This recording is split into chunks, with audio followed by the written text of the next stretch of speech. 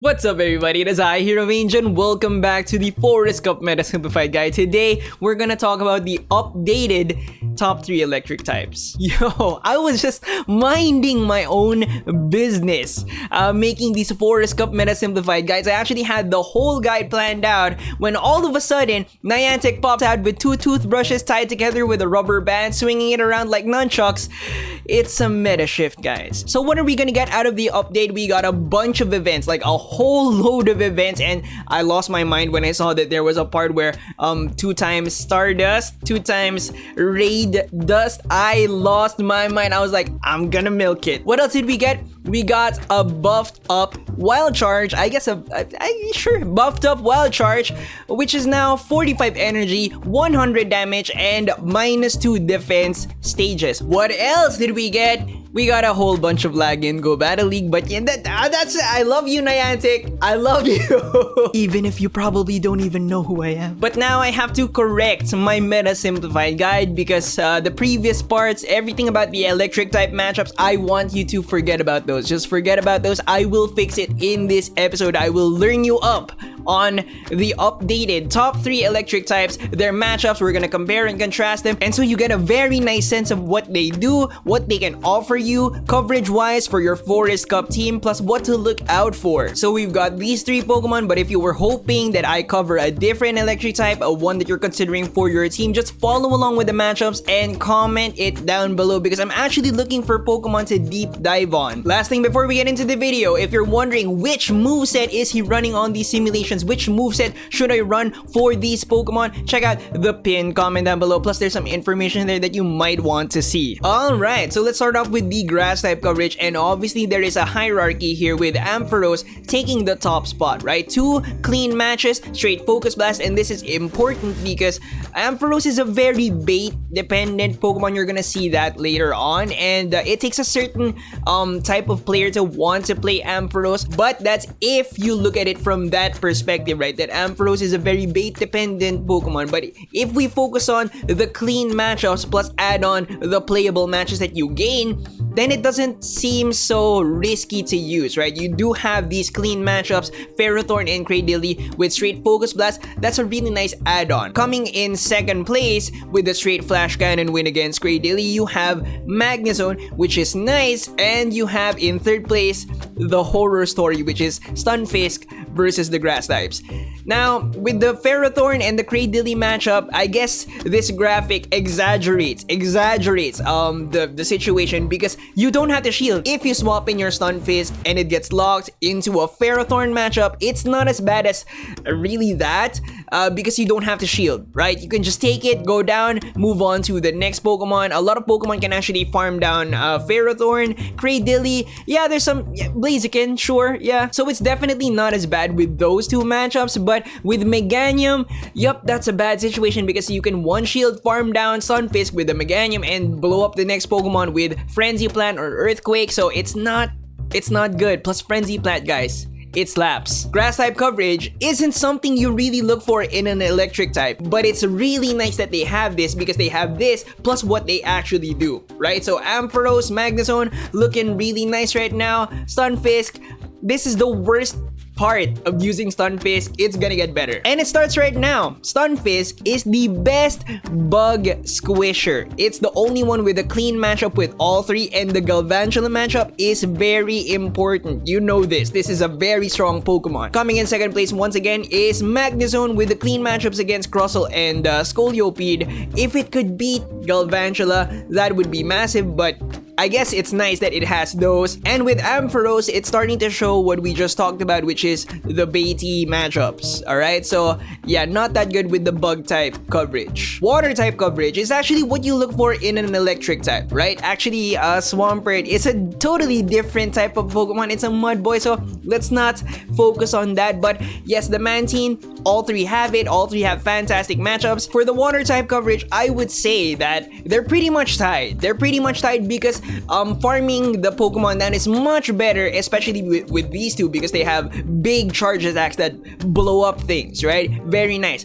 But yes, farming it down is much better compared to zero shield throwing, right? But it does have lantern bonus, which is nice as well, and zero shield throwing, even if your opponent blocks twice, is basically like hard countered as well. But yeah, definitely not as good as zero shield farming, throwing wild charge, zero shield farming, and throwing focus blast. That's really nice. Now, if you take the main course, which is the water type coverage, specifically the Mantine coverage, right? And then you add in the side dishes, grass types for Ampharos, specifically Cradily and Ferrothorn, Stunfisk, bug type coverage, all three. And then Magnezone has a little bit of everything, little bit of grass, Cradily, little bit of bug, Scolipede, and Crustle. You now start to see where they deviate and where they differ coverage wise. It seems like for all the typings, there are hierarchies, right? And for fire types, Stunfisk once again taking the cake, once again taking that top spot. Let's forget about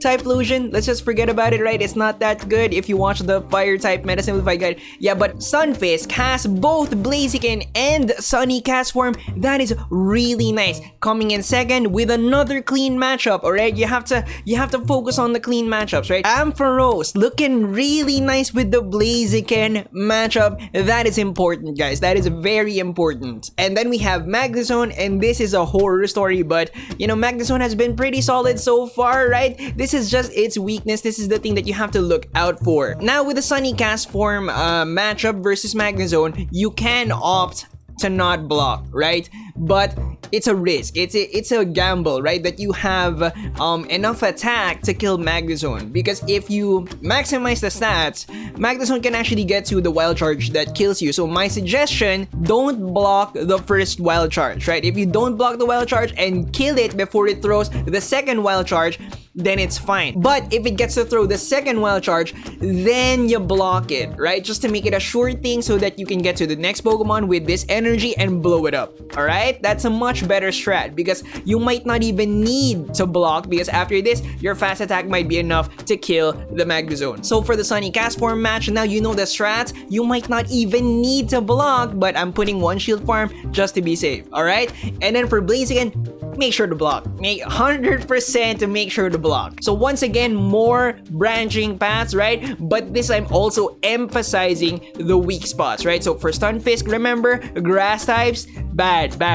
And then for Magnezone here, fire types. And now we have the same type coverage, electric type coverage, and once again, dominant electric type Stunfisk because of the ground type subtyping, right? Or the typing. So yes, it's a big win for both of the matchups, and Stunfisk has the best overall coverage. Coming in with a very clean, straight Thunder Punch Magnezone matchup is Ampharos, and that is really nice. So Ampharos does have a fair bit of clean matches. It seems like a very baity Pokemon. It is a very baity Pokemon, right? With the Focus Blast, but it does have its clean wins. And then we have Magnezone once again falling behind here. So yeah, fire types, electric types, this plus the Galvantula, think about it, right?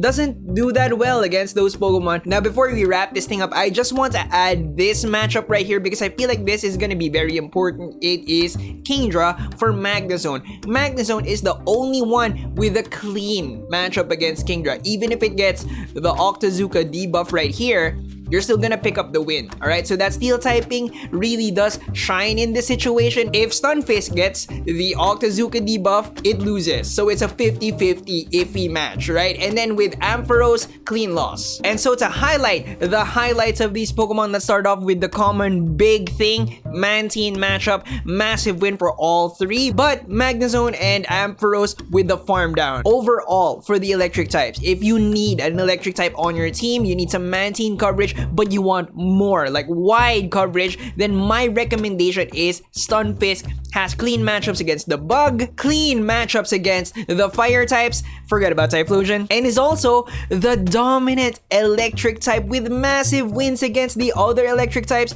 Add Lantern there, then Stunfisk. Stunfisk is amazing for the Forest Cup. But if your team is a little bit weak to grass, you don't want to add too much grass type weakness because Stunfisk loses hard to the grass types. Then you have two choices. You have Ampharos with two nice grass pickups. You have Ferrothorn and Cradily, and you have Magnezone with the nice Cradily matchup. And then to compare and contrast the two, you have Magnezone with the much better bug type coverage, plus you have that bonus match that I emphasized, Kingdra. And then you have Ampharos with the much better fire type coverage, covering the very important Blaziken, and also some electric type coverage with the Magnezone matchup. And these two elements are where Magnezone fails, fire types and electric types. But thank you so much for watching. I hope you guys enjoyed. I hope you learned something. Remember to leave a like, comment down below which electric types you want me to do a deep dive on. Subscribe if you haven't yet, ding that notification bell, and I'll see you on the next one. Bye guys!